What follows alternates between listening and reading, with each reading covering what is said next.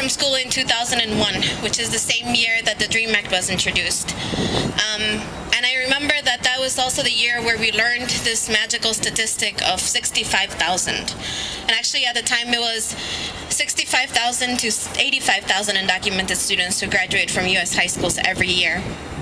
And I remember thinking how great that year the DREAM Act got introduced, right? Because that meant that all the young people who came after me wouldn't have to go through the same things that I did. And I remember thinking, oh, that's great, because by the time that I graduate college in 4 years, I'm sure the DREAM Act will have passed by then. And every year, I also remember making the calculations, right? 65,000 times 1, times 2, times 3, times 4. And it's not okay that it's gotten easier to multiply it times 10. And every year, it also gets closer, right, to the age limit.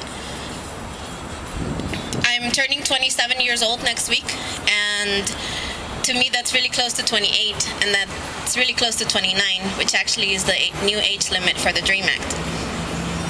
And so today we also wanted to take a moment to remember all of those who no longer qualify and how hard that must feel right now. Right? Because we have that hope right now, at least, of potentially tomorrow the DREAM Act can pass and it can get voted on. But then there's some of us who no longer qualify, who've been fighting for longer than 10 years, and we wanted to make sure to remember their strength today as well. And then there's also the ones that haven't made it to today that would have qualified, right?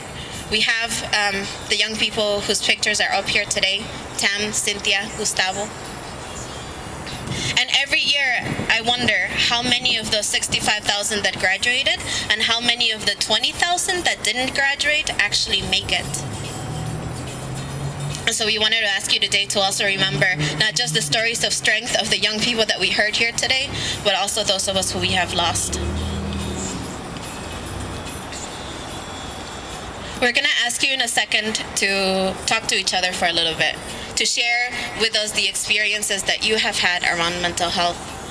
But meanwhile, if we could just have a moment of silence, both for the lives that we have lost, but also for the dreamers who have lost hope.